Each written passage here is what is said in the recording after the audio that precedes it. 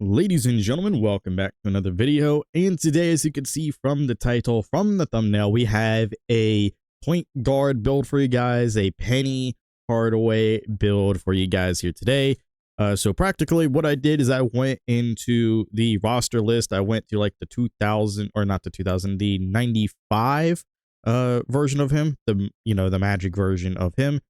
And I've written down his stats. I've gotten it as close as possible to his stats in the roster list while also making the build pretty dang good with the rest of his stats. So if you guys did not know, that's how I make a lot of my player builds, most of the time anyway. Sometimes I definitely do like to try and make builds without doing all that. Just see if I can come up with the shades of, or just see what I can create with the build from scratch, or if there's like a player that just has like multiple versions of them, and none of the versions are really up to like par with what I feel like their like all-time version really could be, then I just go in from scratch and just make them from scratch, kind of like what I did with Kyrie. Literally what I did with Kyrie. I just went in, just made a build from scratch, trying to base it off of Kyrie. And then, we didn't get the shades of Kyrie, obviously, but I just felt like it was perfect for what it was. So anyway, what we do have here, though, is a 6'7" point guard, which is absolutely perfect that we're able to make 6'7" point guards still, at least because of Anthony Penny Hardaway being 6'7". Makes a lot of sense to me. So anyway, let's talk about it. Let's talk about the stats here. I'm going to compare and contrast the stats that I have here on the builder, compare it to the stats that I have written down from him on the Magic, which was his like sophomore year. So the finishing stats, as per usual, we're going from top to bottom. We have a 75 close shot, an 85 driving layup, an 87 driving dunk, a 72 standing dunk, and a 61 post control. Now, the 75 close shot obviously is significantly lower, and the only reason why it is increased as much is just because of driving dunk.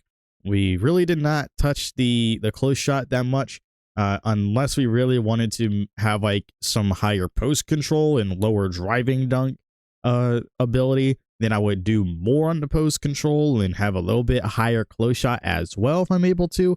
But for the most part, for how Anthony's build is, he doesn't really have a lot of post control. He does have a pretty good close shot, but obviously when it comes to the actual game here,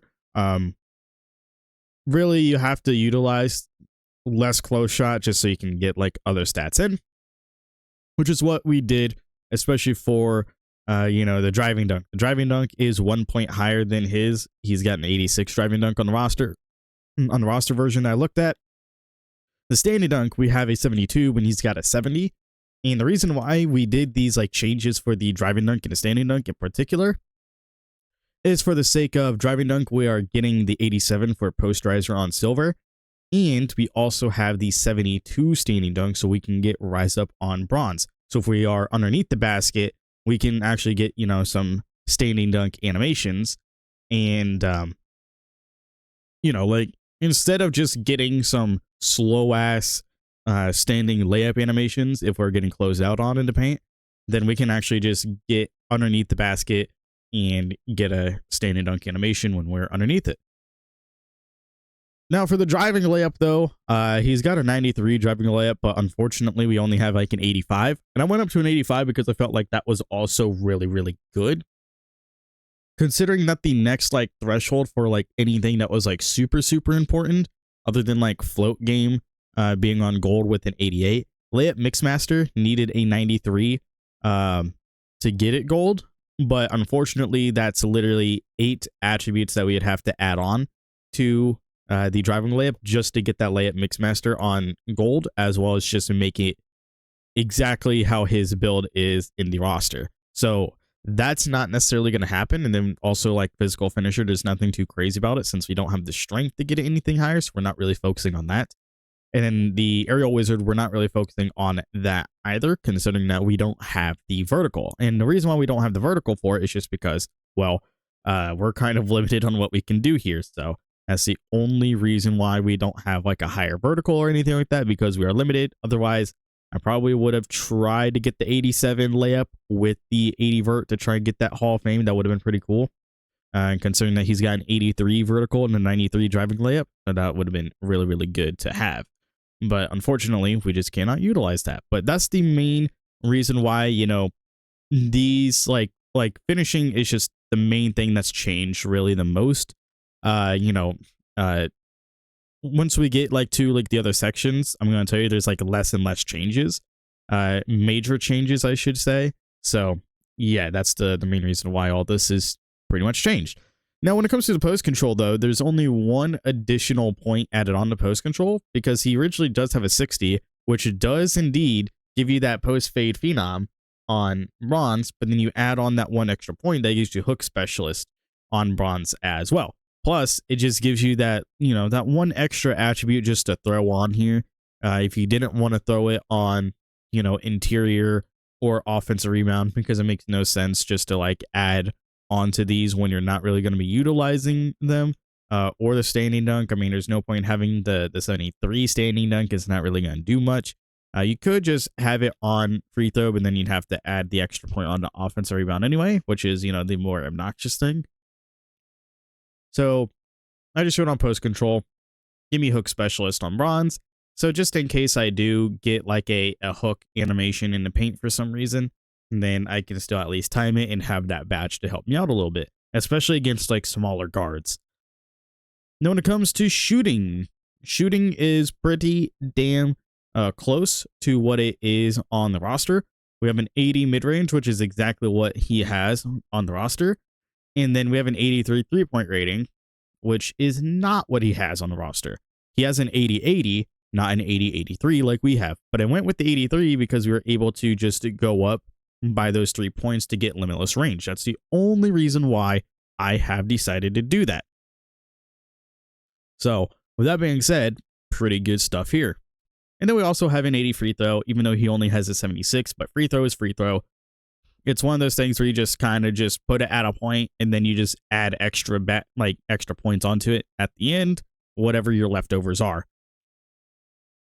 Now, when it comes to the playmaking stats, obviously, a lot of these are going to be a little bit different, considering that he only has an 80 pass accuracy, and he also has the 82 speed with ball, which we have here, and then he also has a 94 ball handling. Now, we're not able to get the 94 ball handling here because obviously that's just crazy enough as it is, but we also do have an 89 pass accuracy because I feel like when Penny Hardaway, I felt like he was better with the passing than what the game is portraying him and what 2K is portraying him as having.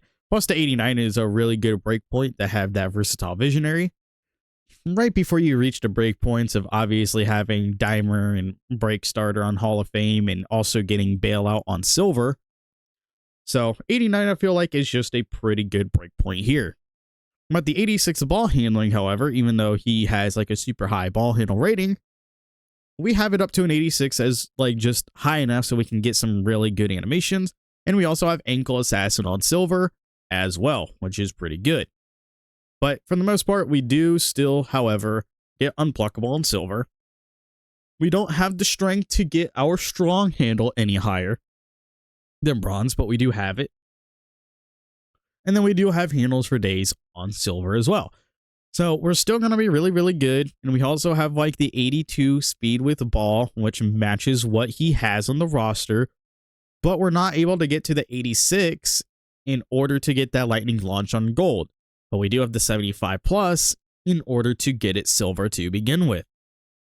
Because as you know, you need a 75 in order to get it on silver. Now, when it comes to the defensive abilities, he's not the best defender in the world, but he can still defend.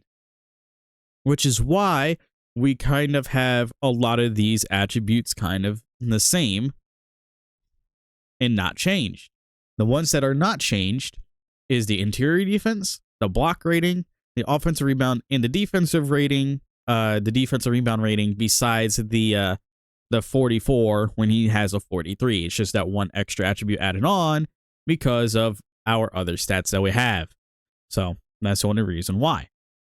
But just keep in mind, it's pretty damn similar. It's just the one attribute difference there.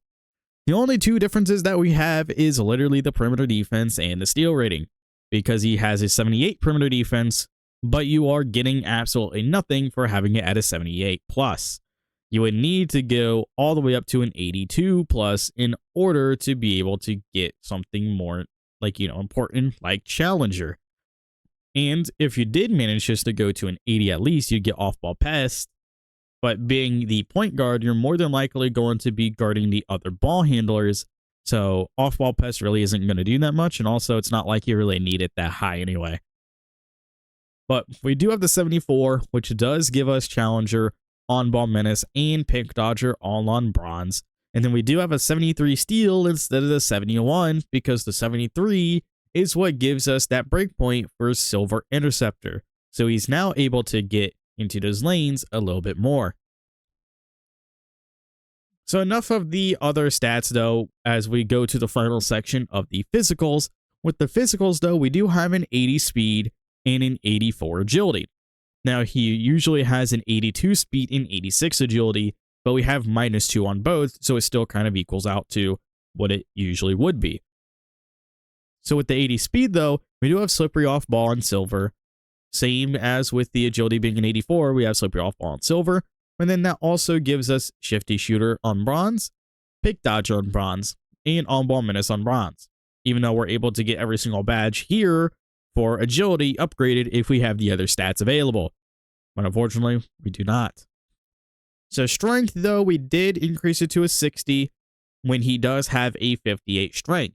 The only reason why we upgraded it to a 60 is because, well, you get to a 60, you get physical finisher on bronze, and you get strong hand on bronze. So you get 2 bronze badges there that could help you out just a little bit at least, especially from scoring and dribbling around. And you can utilize that at least a little bit by just having those 2 extra points in strength. I feel like that's a pretty good trade-off. And then as I mentioned earlier, with the vertical being a 75, instead of the 83 that he has, because it takes up a lot of your potential overall because of how much weight the vertical has on all the builds this year, or even the previous years. The vertical does take up more of your potential overall in weight than some other stats usually do. So that's why you usually don't see a super high vertical unless you're focusing on finishing, blocking, or rebounding.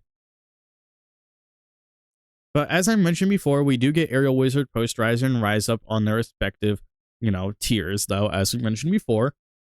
So we should still be pretty good at being able to finish at the rim at a pretty good rate, especially with having Gold Aerial Wizard. Nobody's going to expect us to be a 6'7" point guard Penny Hardaway and driving and catching lobs, but we are going to be able to. Now, with all that being said, we got to show you the shades of, even though it's in the thumbnail. You guys see it, Penny Hardaway, LaMelo Ball, and Jalen Suggs. Surprise, surprise, with Jalen Suggs and LaMelo Ball here. But we did get Penny Hardaway here, exactly what we were trying to go for. And we got called a 3-level scoring playmaker, which, in my opinion, it works. So with that being said, that is practically the Anthony Penny Hardaway build. Let me know what you guys think of this. If you guys have any other build ideas or any players you guys want to see, let me know, and I will eventually get to them whenever I can get to them anyway. But we also got some other players in mind that we are making from other requests, like Sean Kemp is making his way to the channel soon. And we also got some other ideas of builds that I personally want to make, and some other friends want to be making as well. So stay tuned to the channel because we got plenty of builds coming your way. And I know that these videos are not going to be coming out as much as they did for like the first 2 weeks of the game being out, because I'm back at work now. So with that being said, don't expect a lot of videos to be consistent, especially from Monday, Tuesday, and Wednesday. But obviously throughout the weekends, like Thursday, Friday, and Saturday, and even Sunday, most of the time as well. You can expect some videos to drop if I can get around to doing them and not super busy. But anyway, that's going to be it for this video. Hope that you guys enjoyed. Make sure to leave a like if you did. Subscribe if you're new to the channel. Hit that bell notification icon to get all the notifications. And that's going to be it for me. I'll see you all in the next one. Later, everybody.